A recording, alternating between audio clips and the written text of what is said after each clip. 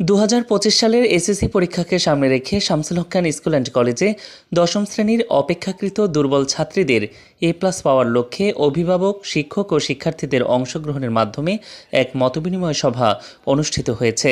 শনিবার বিদ্যালয়ের অডিটোরিয়াম হলে এ সভা অনুষ্ঠিত হয়। এদিন স্বাগত বক্তব্য রাখেন প্রতিষ্ঠানের সম্মানিত প্রিন্সিপাল মোহাম্মদ মাহবুবুর রহমান মোল্লা স্যার। তিনি বলেন, দেশের জনপ্রিয় শিক্ষা প্রতিষ্ঠান শামসুল হক খান স্কুল অ্যান্ড কলেজের বিগত এসএসসি পরীক্ষার ধারাবাহিক সাফল্য ধরে রাখতে হলে শিক্ষক ও অভিভাবকদের যৌথ সহযোগিতা অত্যন্ত প্রয়োজন। এর ফলে দুর্বল শিক্ষার্থীরা নিয়মিত পড়াশোনার সুযোগ পায় এবং বিষয়ভিত্তিক সমস্যা সমাধানে সঠিক গাইডলাইন পেয়ে থাকে।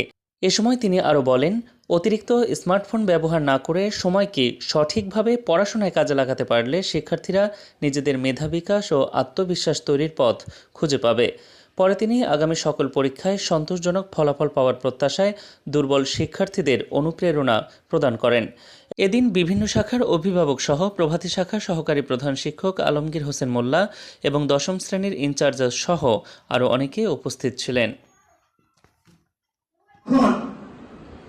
আর কোন লাভ হবে না, কারণ তোমার আস্তে আস্তে সময়, এই যে দেখো জানুয়ারি শুরু করেছ, তারপরে জুলাই দিত, জুলাই আগস্ট, এরপরে তো 2 মাস লেখাপড়া বন্ধ।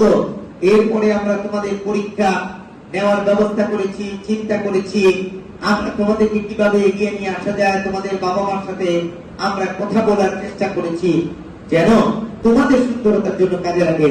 অনেক প্রতিষ্ঠানে চিন্তা করেও নাই, আবার অনেকে হয়তো করেছে, কিন্তু আমরা